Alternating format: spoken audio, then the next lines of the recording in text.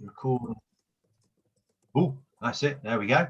Let's just share my screen, which is here. And if I just get, oh, is that there? I kind of miss. Where are you? Can't see anyone now. It's that's better. Let me just check that, because I don't like just looking at my screen on my own. It's not nice. I feel all lonely. So share. Let's try this. Go away, toolbar.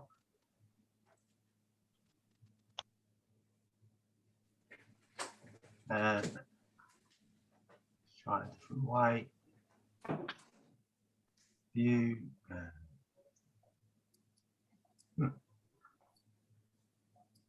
There we go. What's happening here? Sorry about this. Let's just stop that a second and try again. Share. Share this screen.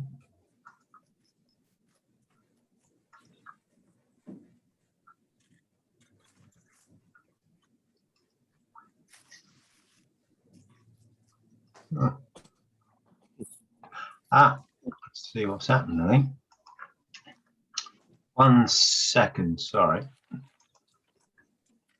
Don't worry. These things happen to the best of us. I don't know why that is doing that.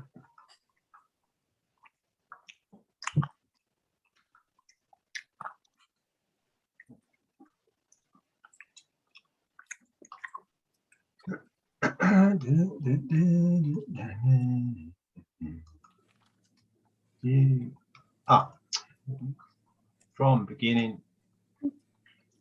Brilliant. Previous. Oh, that was boring slide.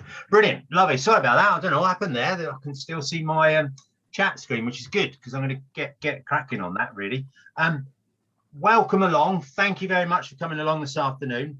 I'm going to try and make it as interactive as possible. So it's not hundreds of people on the call, which is great.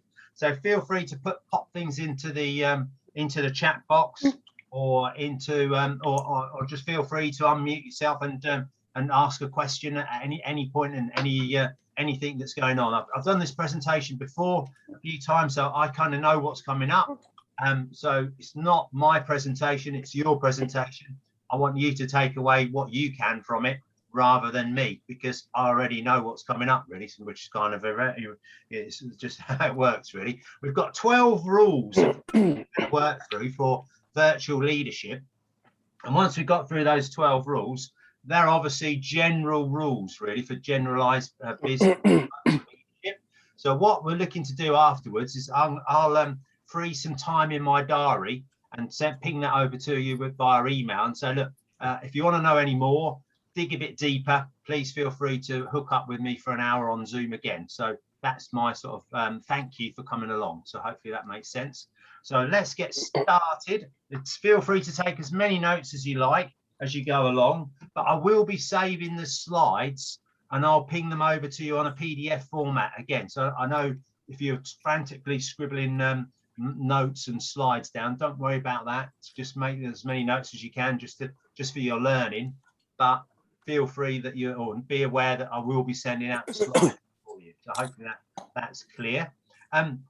So let's get started here. So on here, it's really sort of action coaches, AC, BC is before coronavirus, AC after coronavirus. And it's yet another thing that's come along as a change, really. So what's changed? And certainly I've dug around, and I've just finished reading a book about Stoicism and the daily Stoics, and they talk about Marcus Aurelius and Roman emperors, Greek philosophers. And one thing there is from one of the comments there, that change is the only constant in this world, really. So we do know things are going to be changing, that's for sure. So we need to adapt and pivot and change and move our businesses along, and as a person we need to move along. So the only failure for this hour, if you like, is the failure not to participate, really. So we're looking for 100% participation. If that means watching and looking and popping things in the chat box when I ask, that would be great. So 100% participation, please. Would we want our driver, that sounds bad, and the pilot of our plane to be participating 100% if we're on the plane ready for takeoff on this runway? And this is a runway, it's actually it's in America, it's Telluride, a ski resort in America.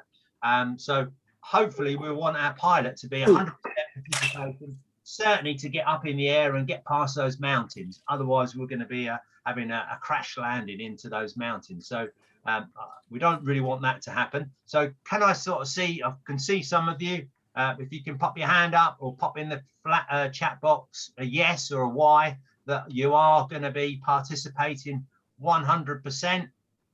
Just put your hand up, and if you don't, then it doesn't really matter. That's good. I can see a few hands going up. Thank you, Matt. Thank you, Julia. Thank you, Alison. Come on, Debbie, put your hand up. Are you going to? Yeah, brilliant. Thank you very much. Good stuff. Okay, let's get started, or dig a bit deeper, because now is actually a good time to be a leader. And a kind of song springs to my mind. It's when the going gets tough, the tough get going. That's a Billy Ocean song, really. Because people life would be easy if it was all such a smooth, it wasn't a roller coaster. If everything went along smoothly, it would be really easy, and it'd probably be really boring. But things have come in our way as stepping stones, as hurdles, as challenges. So now's a good time to step up and show what we're made of, really. So that sort of rings true of, when the going gets tough, the tough get going. So hopefully we can all get going, really. This is a kind of outline of where we probably were, really, back in I can remember sort of March time, or February, March time of 2020. There was a bit of shock. We were thinking, certainly in the UK, oh, this is something that's coming up. We can hear COVID-19. That's something that's going to happen. That's happening in China. That's not going to come to us. And then certainly the element of sheer shock. Blimey, this has actually landed on our shores. And then we probably went into denial. Then we started getting frustrated and angry. Then certainly depression. I know I've kind of felt a wee bit depressed January, February, March of this year, when the UK were in a lot, and we just couldn't see a way out of things, really. But now we've probably accepted the situation. Most of us over here have got double jabs, so we've been two vaccinations, and we're looking to problem solve. And that's the kind of change, how change evolves and happens, really, in any kind of given situation. So hopefully that helps. And we're looking at on here, this is a key mindset sort of slide for us as action coaches. This is a line, and it's a line of choice. And we can choose whether we want to be below the line or above the line in our behavior or our attitude. Let's take a sip of water. So if we're down below the line, we're looking at blame, excuses, and denial. So we're actually looking at blaming other people, perhaps, making excuses. So, oh, it's COVID, it's we've got Brexit as well. So we've got COVID, we've got Brexit, we've got all manner of excuses and denials that we can live in. And that would probably be reasons why things don't happen.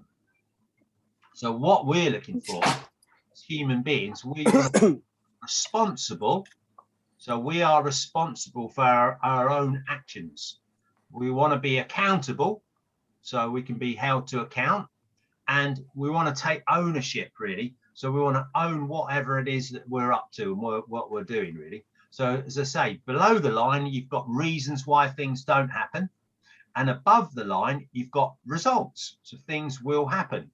And certainly we want to be looking at being with the people that are energized and forward thinking and go getting, really, and not whinging and moaning and whining about stuff all the time. As a reverse, we certainly don't want to be with these guys that are going to be dragging us down and just generally upsetting our mood, really. You might start the day as above the line and then perhaps drop down below the line. So hopefully I've explained that quite nicely. You don't need to share this, but if you want to, you can. So perhaps pop in the chat box if you want to. On the line of choice, I mean, today's what, Thursday, so how have you been this week?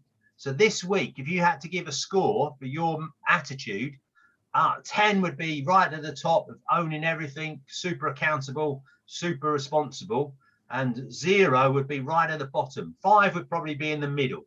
So have a little think, just to think for a split second, where do you think you are along that scale, really? 10 at the top, 0 at the bottom, 5 in the middle. If you can pop some things in the chat box, that would be great. If not, just write it down on a piece of paper. It's not a problem. So you've got Debbie, 8, brilliant. That's very good. Tried to be higher, but had a few difficult meetings. Yeah, 4. Oh wow, well, a cold all week, so not that. Yeah, that's yeah, I had a cold the other couple of days, but when it was the hottest day of the years, hottest times of the year, I had a cold. Matt, it's a 10, brilliant. I've been on holiday, so I came back this week from a week off, so fully energized. I mean, I had 2 horrible days, Monday, Tuesday, with conversations and various other bits and pieces, but yeah, no, it's all been well above. Yeah, excellent. So I said in the chat, I had exactly this conversation with one of my teams today. Oh yeah, almost word for word. Really? Cool. How spooky is that?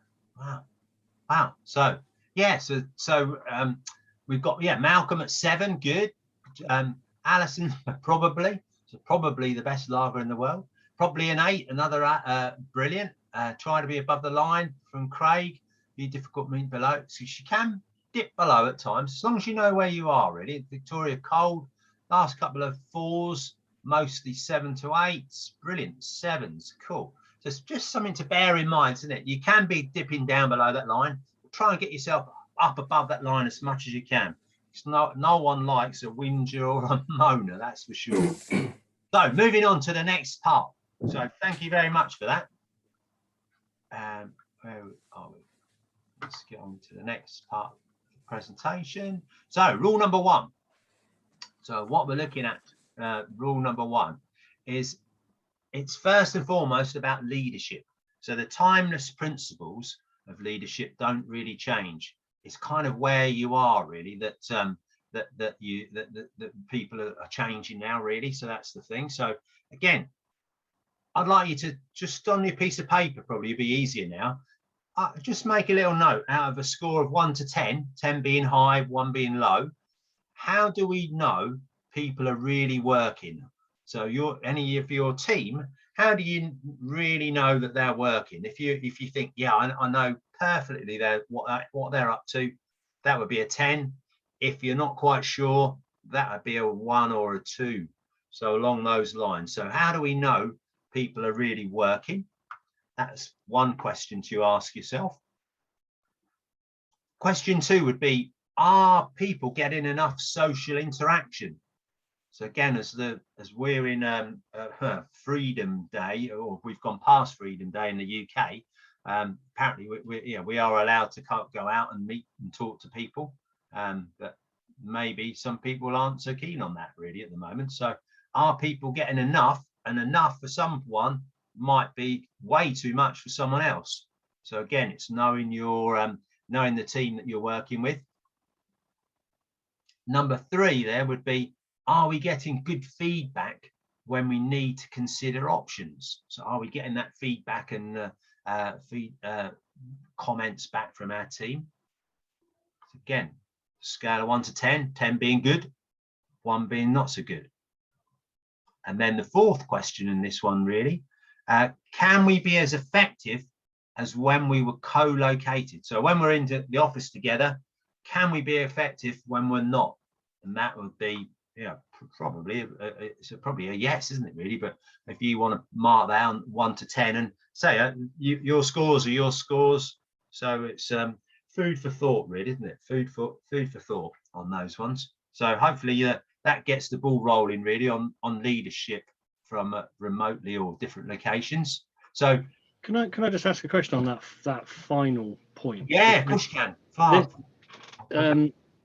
The bit about can we be effective as when we're co-located? So I've got a situation where I've got teams of teams, and one of the ways during COVID we've been looking at, or the question has been, how effective have you been? If you look at it as a task, people are saying, I've been 100% effective. It's only when you actually start saying, well, what about this as a feature? And then it's like, well, I've been 100% effective, but they, when I needed some help, they couldn't come on site for 2 days. So actually, it's put all this linkage. So it depends how you ask the question. Yeah, no, that's a really good point, Matt. Yeah, really good point. I suppose, we can come on to, I suppose, how do you define effective, really, isn't it? You could be, and how long are you effective for, really? It could be, I thought that person was really on it, and they sort of crumble and collapse and think, well, actually, they were probably crying out for some help, really. So it's a very, it's not a one size fits all, is it? Really? No, because everyone is 100% effective, but actually, when you combine everything together, it's about 50% effective, and it doesn't quite tally. We've had that quite a bit, actually. Yeah, because you guys have been working. Have you been working from home mainly? No, just for what we do, it's pretty much we've been on site since the start of COVID. Well, of course, because you can't really keep out of secret stuff that you're involved in, is it really? Yeah. Well, that's interesting that that's the case. Yeah. Okay. Good point. Thanks for that. Let's move on if we can. So point number 2 then. Thanks for that, Matt. Communication, really. You've got sort of 2 major repercussions, really, from this being away from the team, if you like. The communication, really, we need to change. So obviously, we're here talking on Zoom. So that's different to what it would have been. And certainly 18 months ago, I didn't even know what Zoom was. So that's a surprise to be sat on Zoom on my, I think it's about my 43rd, 44th webinar, really, that I've done. So it's like, wow, where did that come from? So it's that communication method, really. And I suppose if you're the leader and you are on your own, you are isolated. So it's no longer just that emotional isolation. You're actually physically isolated as well, really, which is going to take some time to get back to things, really. But the act of leadership shouldn't really have changed, really. It still needs to be the same. So we still need to carry on with the ways that we're doing it. It's just using different tools, really. So what we're looking at doing for rule number 3, so it's working remotely, has definitely changed the interpersonal communication, really. So we can't have. I've just recently had some meetings that have been on Zoom, and then you actually meet people face to face, and it's like, wow, I didn't realise you're so big, and it's like amazing the sort of difference between sizes of people and what your expectations of people are. So that's a really sort of classic. Well, if you're seeing people face to face, you can really easily, or much easier, read them and see what they're actually thinking and saying. So that's something to sort of certainly be aware of, because if you're delivering a message, make sure it's easily understood. So it's keep it simple and make sure that the message is getting through to people. I think you need to be certainly not ambiguous about, well, I thought you meant this, or I thought you meant that. The message really needs to be clear. And really, we want to try and find out other ways of receiving clues from people if they are away from if they are working remotely, as to how attentive they are, really. So how else are they going to be looking to how else are you looking to communicate, really? So hence we want to try and get people on the screen, or certainly putting things into the chat box, or asking questions as they go along, really. So hopefully that would so I perhaps ask, if you could pop in the chat box, how have you been staying in touch, or what's been the best mode or best method that you've been using to stay in touch with your team? So whether that could be emails, Snapchat, FaceTime. I was talking to a guy earlier, and he said, "Oh, excuse me a second, it's his wife downstairs FaceTiming him, tell him he's had a cup of tea ready." It's like, really? It's like, wow, that for him, it seemed to be quite normal. That's how they set their communication up. So I'd be interested to see, if we could share how best have you stayed in contact with your team. And let's see what we get in the chat box. It's filling up nicely. Steve, would you be able to put the Rule 3 slide back up? I was just taking a screenshot and I didn't take it quickly enough. Oh, okay, yeah, no problem. Thank you. Thanks. Can you see that? Okay, so I can see my chat on. Don't forget, Debbie, I will be sending out the slides as a PDF to you. Oh, okay. All right. Well, so you can feel free to take notes and that, because I know a lot of people learn that way. But I will be sending out the slide. I've got your email, so I'll be sending. Thank you. That, no problem. Cool. Okay, let's have a look. See how we've got people communicating. So we've got lots of emails, WhatsApp. Yeah, WhatsApp groups. Gee, where's their other new thing, aren't they, really? Zoom meetings, which is great. Zoom shares must be going through the roof. Well, they are. Regular monthly face-to-face, and emails and calls from Alison. Craig, our company controls what we can use. So MS Teams, brilliant. So it's down there. Text and social media. Yeah, from Malcolm. Interesting. Yeah, a lot of texting, isn't there? Team WhatsApp. Teams from Matt. WhatsApp, Skype, phone, email. Yeah, I had a couple of had a chat the other day, and he said, "Oh, I don't want a Zoom call. Can't we just talk on the phone?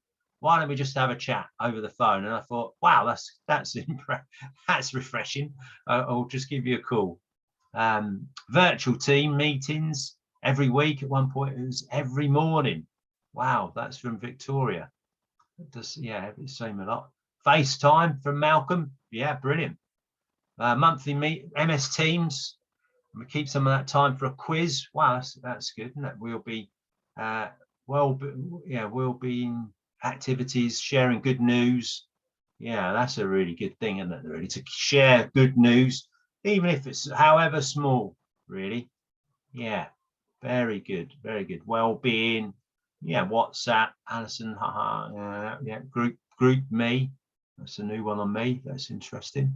And Malcolm, management doesn't require, but encourages everyone. Videos, including that's a good one. Strange, it feels daily overkill. Use. Brilliant. All right, super. Thank you. Thanks very much for that. That was very interesting. Very interesting. I can save the chat as well. I think I'll make a note to save that. Chat, save. I can do something with that. Perfect. Now, rule 4. So leading successfully requires an understanding what people are thinking, not just doing, really. So interestingly then, how are you seen as a leader? So how are you seen? How are you being seen? And how do you see the information being gathered from your team members, really? So interestingly then, be aware of the impressions you make, and are you visible to your team? So it's interesting. I've been working with one of my clients for a long while now, and we've got a HR person that's just moved into the team that happened to work with my wife. So I'm getting feedback from the HR person who worked with my wife. My wife's telling me about this company, so it's a bit of a triangle going on. And it's interesting that the feedback is the person I've been coaching is not really leading. They can't see him. It's not there. So that's interesting feedback to take back, because he's thinking that, oh yeah, I'm being visible and I'm being there, and so it's interesting to see that there's a difference there really, which will be we need to fix that really for sure. So again, have a score perhaps out of 10. How visible are you to your team? And 10 would be, I'm super visible. I mean, daily, if you ever put the daily conversations in, that would be super visible, wouldn't it really?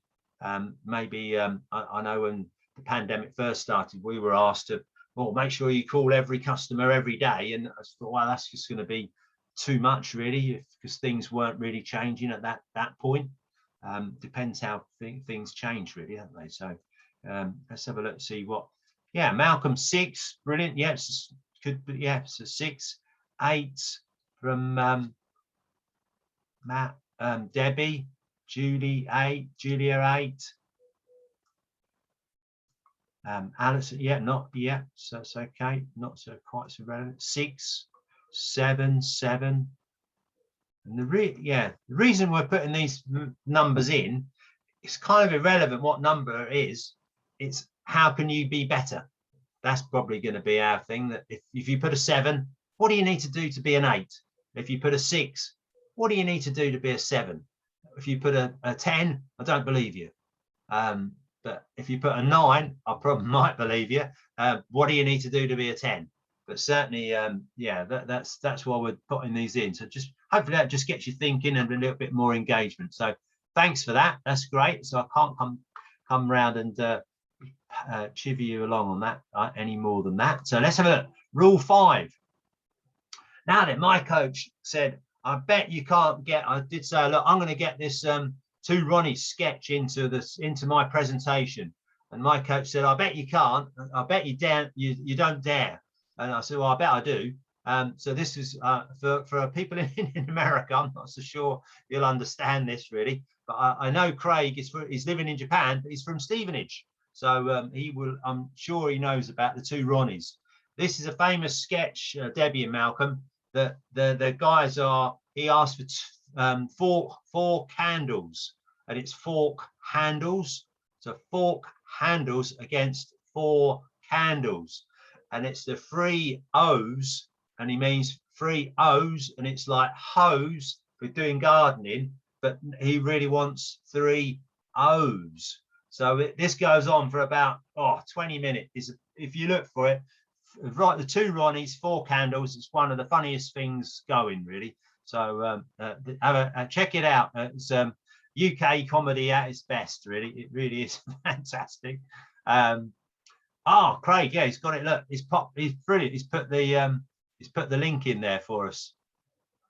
Yeah, it's super fan. Thanks for that, Craig. Really appreciate that. That's great. So let's see what the 3 O's really are. So they're not the 3 Ronnies, the 2 Ronnies rather. Three's wrong. So leading requires a focus on the 3 O's, and the O's are outcomes. So we spoke about being effective earlier with Matt. So the outcome. So have you got a desired outcome for every meeting? So we've got to get those outcomes. What is it we're trying to achieve, and the outcome? I've got a company that does some telesales for me, really. What is the outcome I want?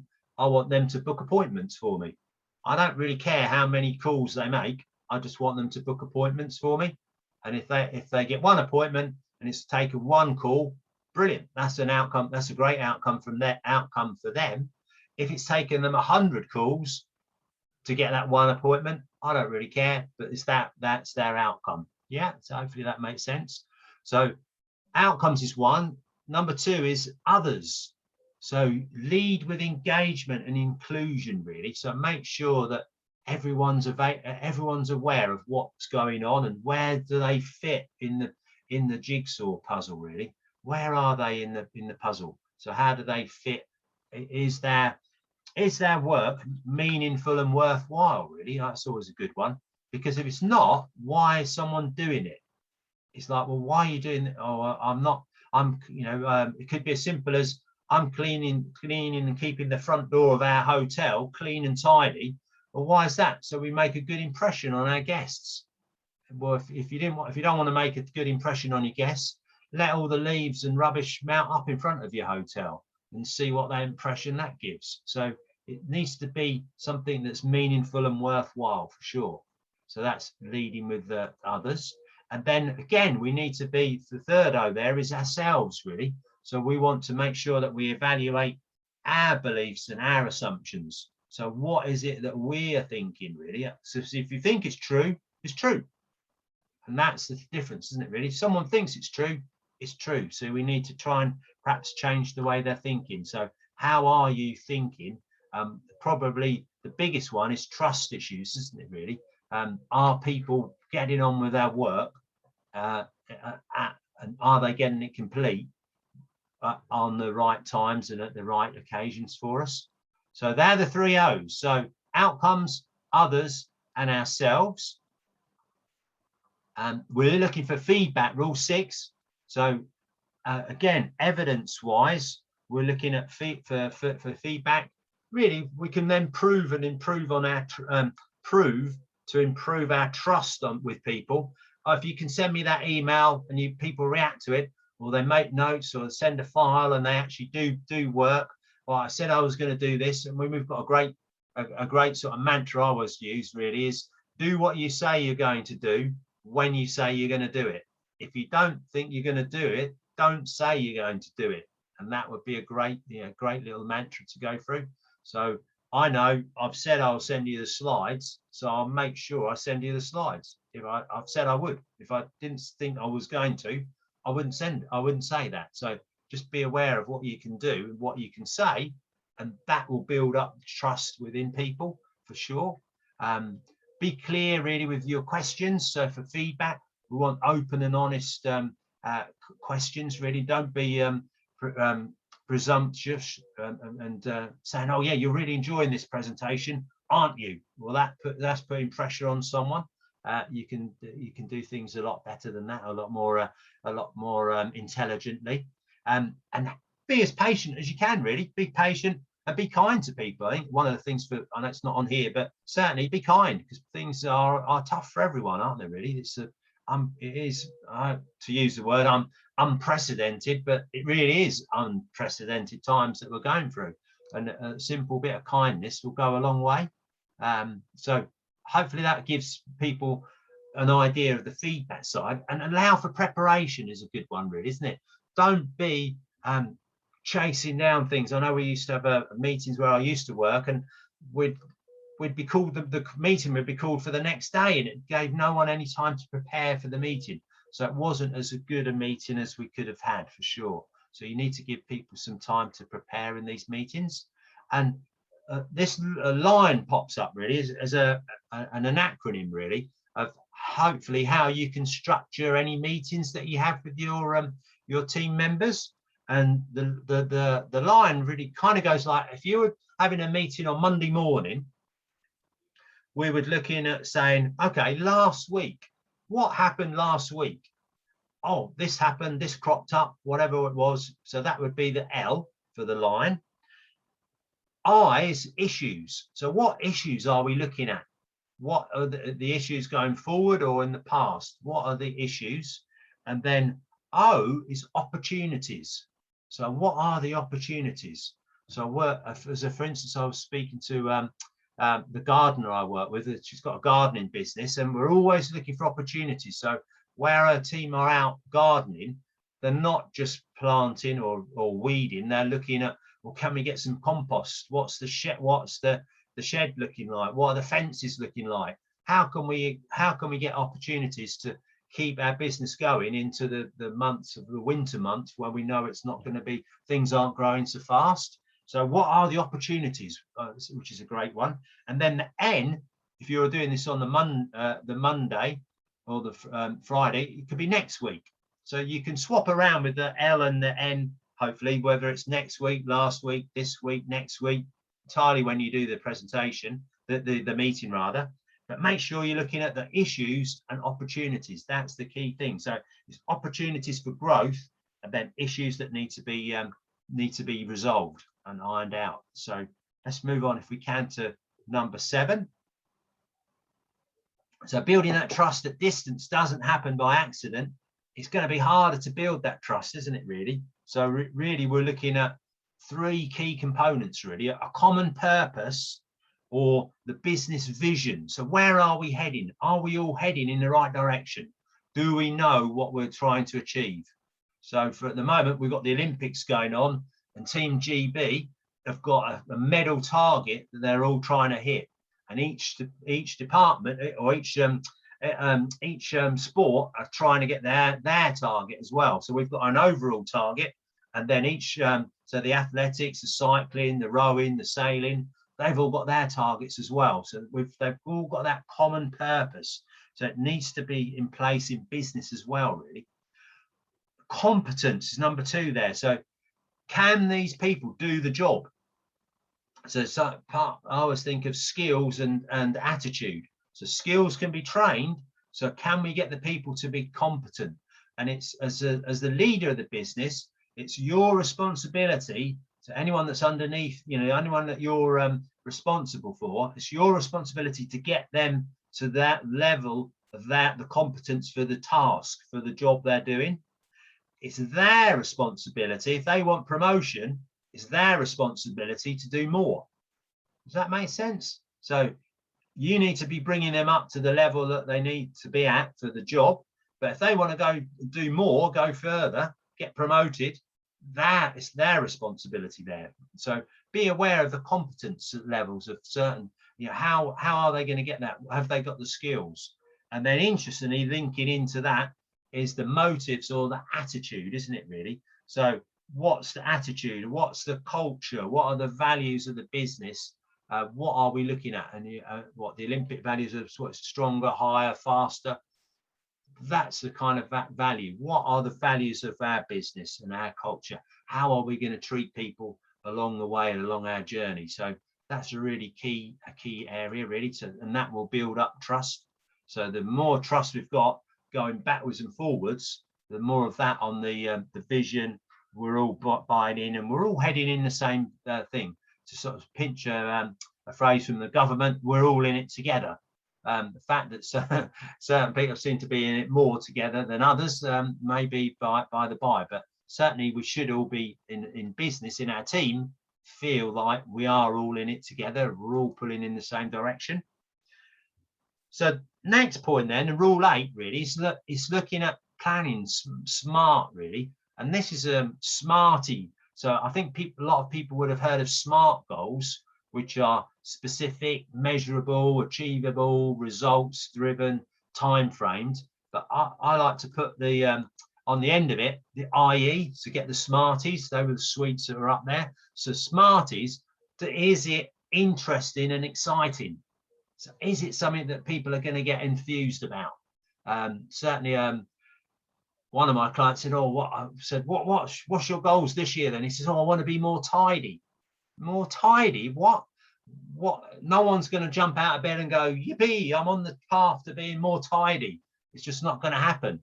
But so set something that's going to be exciting and interesting. Over time, we spoke about it, and it's like, well, actually, yeah, I'd like to go to America. I'd like to go to Australia. I'd like to do this. I'd like to do that. And his goals just got further and further stretched, which was fantastic. But looking on those goals, really, you're looking at what's the quantity of work that people are doing. So what are the quantity, the amount of work they're doing? If it's a telesales operation, how many calls a day are they making? If you're doing recruitment, how many calls are you making? How many placements are you making? And then click into that time factor, and then quality of work, really. Again, I work with a recruitment agency, and we can make many calls, but if we're not getting the placements, the quality of the calls isn't right. So we need to be making sure that we've got quality and quantity within a given time frame. So make sure everyone's clear in what they need to do. I think I was having a conversation with one of my clients yesterday, and they've got a fairly new girl working there, and in fairness, it's kind of like, well, are you convinced that she knows exactly what she's meant to be doing? So in the downtime, she's not sitting on her phone looking at Facebook or Twitter or whatever, Instagram. she's actually doing the next set of tasks, and then the next set of tasks, rather than, and does she know? If you don't tell anyone, then they're none the wiser, really. And a good phrase to take away really is, you get what you tolerate. So if you let people do something and let them get away with it, that's what you're going to get. So you get what you tolerate, really. And if you're not prepared to tolerate it, don't tolerate it. So move on from there. Hopefully that makes sense. So try and chunk things down into smaller tasks as well, if you can, on these big goals. I think I've heard the other day someone saying about a goal, it could be a lighthouse, that the light, you're steering a path to that light, so it's down there and it's working its way along. It's not the goal that you're going to be, oh, unless I do this, I'm going to be a failure. It's a journey. It's a journey that you're going to go on, isn't it, really? So you can be chunking that journey down into smaller chunks, and people want to be successful. So they want to have those wins and celebrate those wins that we spoke about earlier, perhaps. Number 9. So there we're looking at leading successfully requires goals of many types, and it could be things like for the organization. So going back to the Olympics, it's a Team GB is the big organization. What's the goal for those guys? Every 4 years for the Olympics. What are the teams? So what is it for the track team, the cycling team? Yeah, so everyone's got teams within teams, as Matt mentioned earlier, with his bigger team, and then there are smaller teams within those teams. And what are your drilling it down into personal goals and personal goals and individual outcomes? And are you measuring it, by the week, by the month, by the quarter, by the year? And probably you don't want to go too far ahead, really.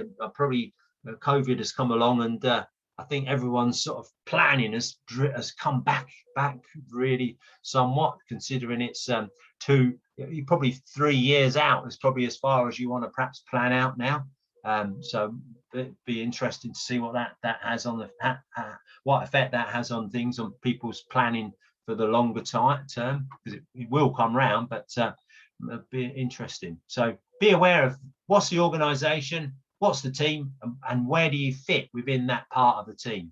So that'll be for you as an individual. And really on this one, and question number 10 is, how tech savvy are you or your business?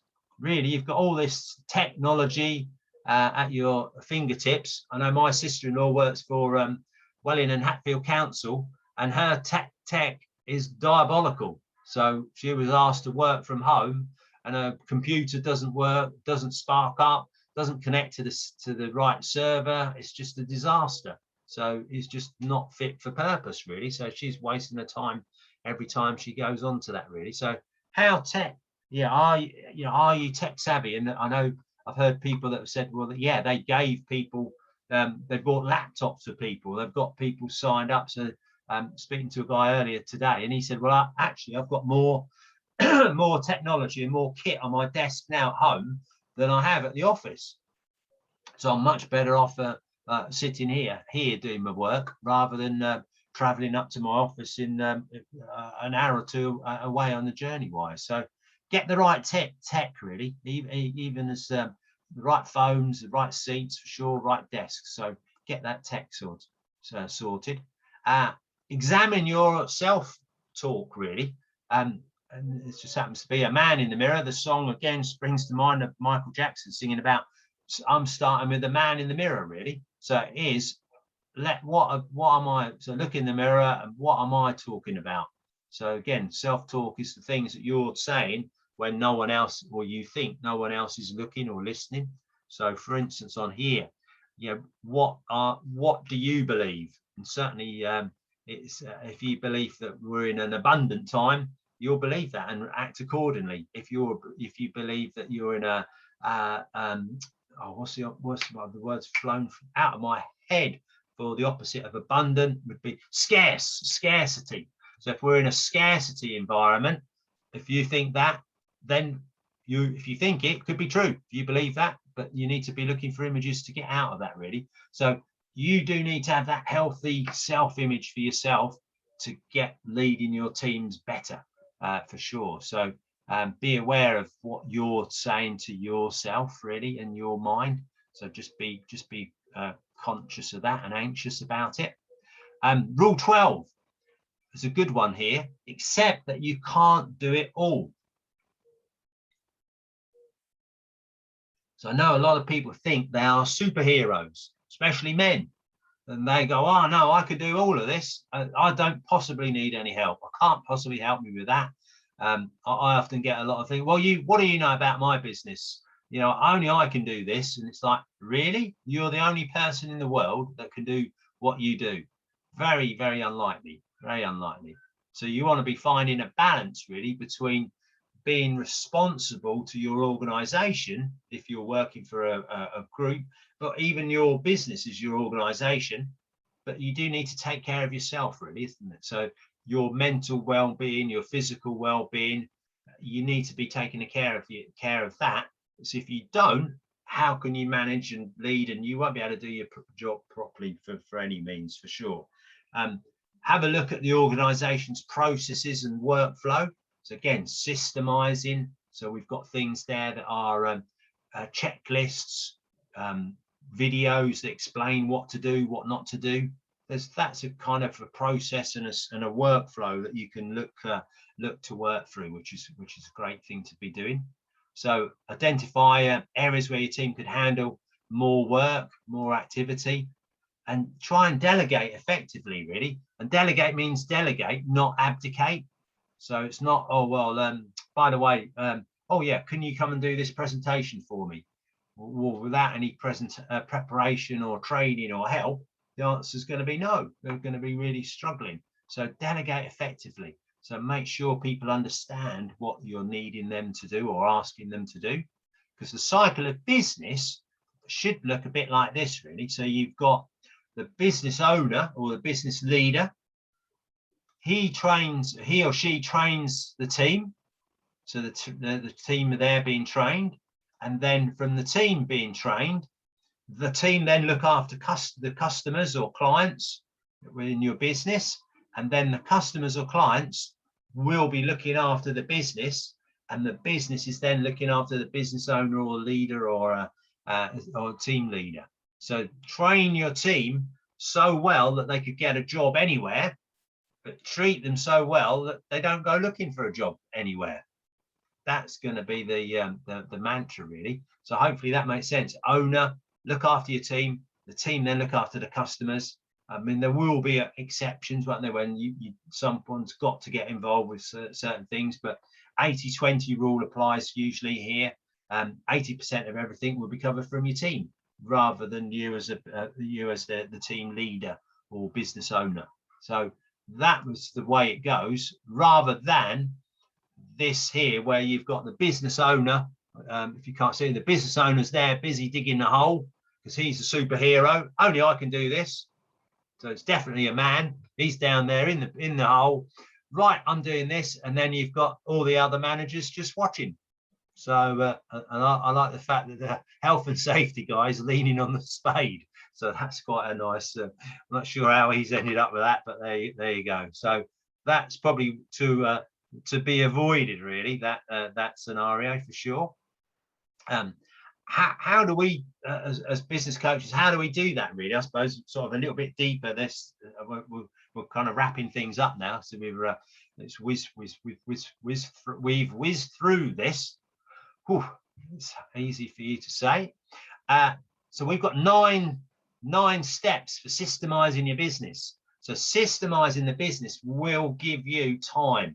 It's the biggest thing that frees up your time. So then you can lead from a position where you aren't head down in the work. So this is in it doing the work. So we want to be on the business, and systemizing the business will be a great one. It's a fantastic little talk. Well, it's fantastic to think of, well, if you're selling the business and you're the business and you haven't got anything written down, you think of, well, you're going to leave your head then on a mantle and I'm going to ask you, oh, Matt, so how do you do this in your business?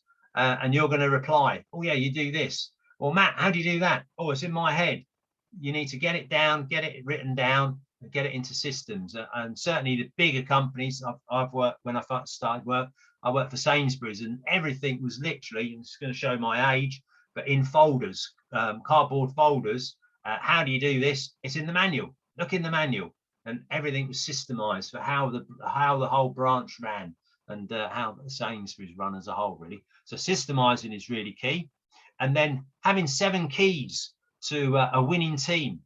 And I'm sure this is what hopefully we're going to see a bit more of, really, in the athletics as we get into the week. So this is some girls, our girls there winning the gold medal in Doha. So that was last year's world champ, not last year, the year before's world championships.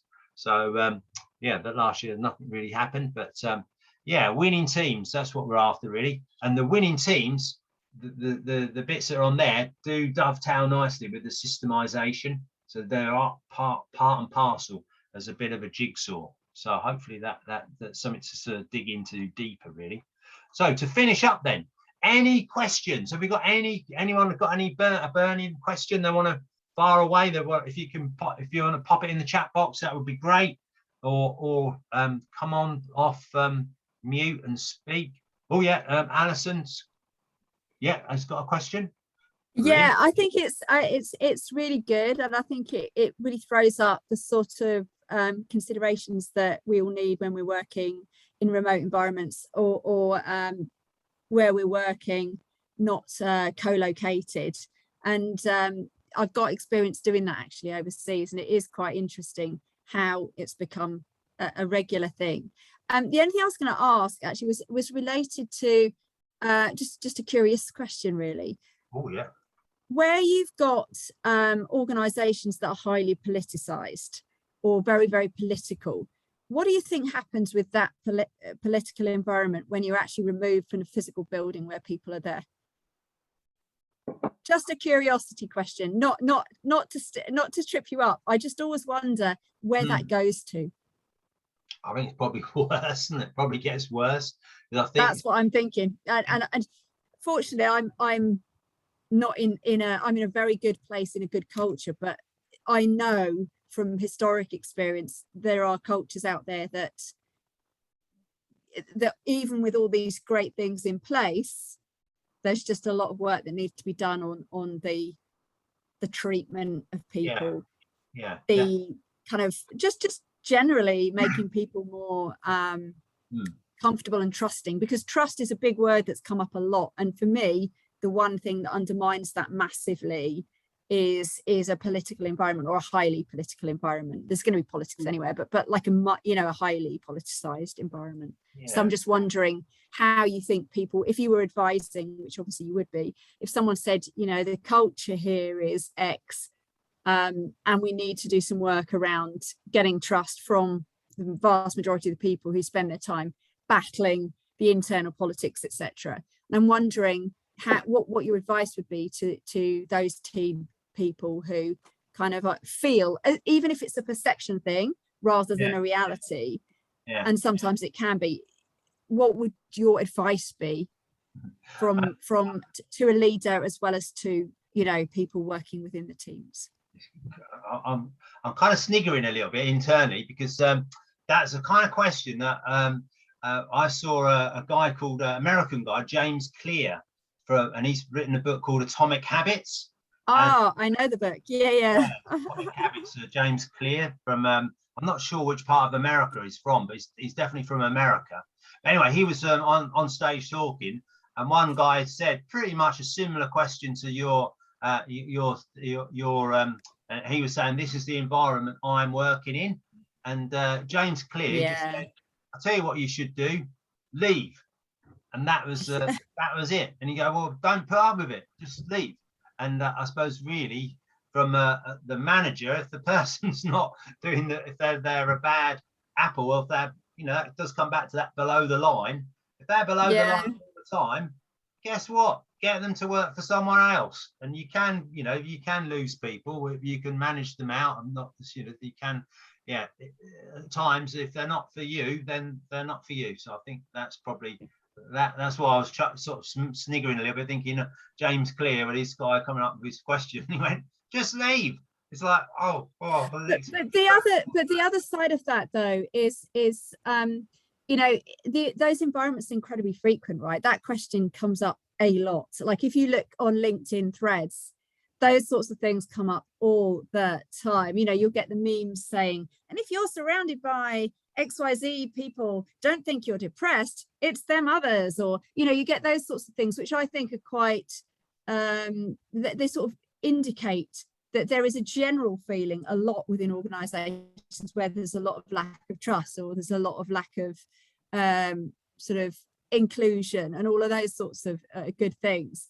And I'm just wondering, I also, if you've seen Simon Sinek, whose belief system I kind of buy into, because he talks about, this isn't so much about remote things, but it feeds into the trust thing. So because his view is you don't usually have bad people, it really is you're not giving them the environment in which they're supposed to be flourishing. So I think and I agree with him largely. I mean, there are the occasional people who just aren't, you know, they're just in the wrong job, or, you know, or you know, they're doing something that just doesn't fit their. I think, but largely.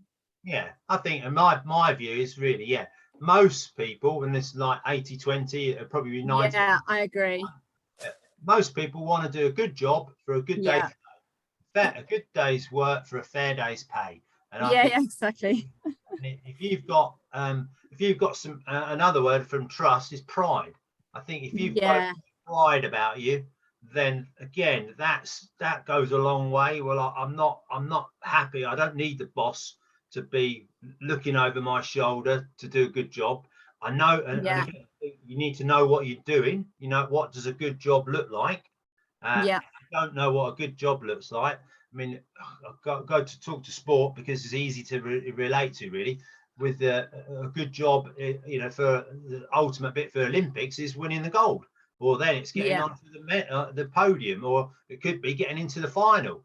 If you're in the final and you're eighth fastest human 100 meters in the world, then you think, hang on a minute, for a lot of people, wow, I'd be really happy with that.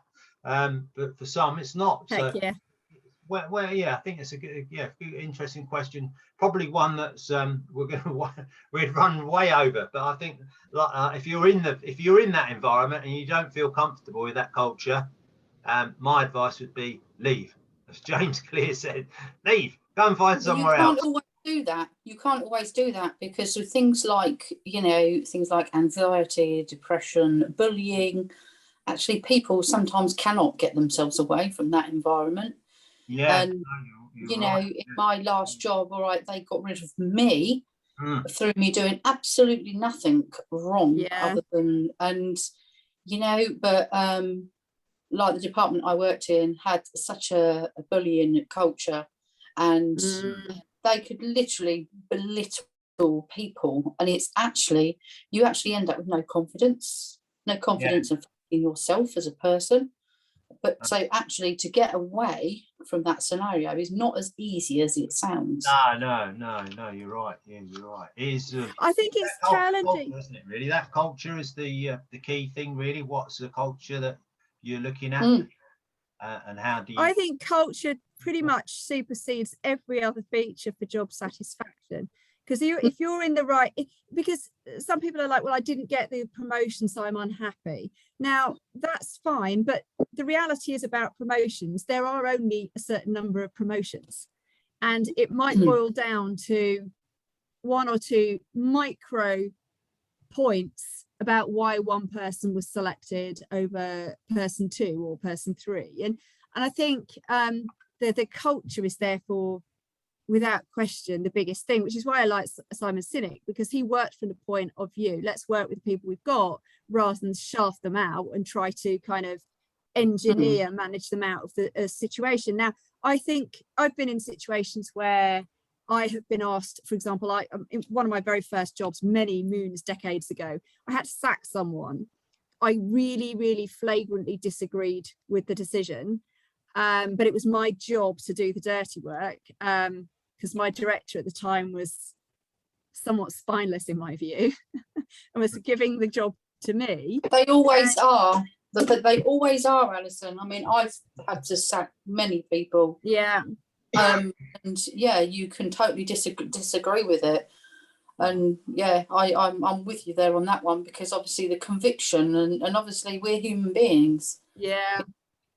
We're not numbers or pieces of paper. Sure. Yeah, absolutely. I'm sorry, I'm just anxious of time, and poor old Craig, it's getting late for Craig in Japan.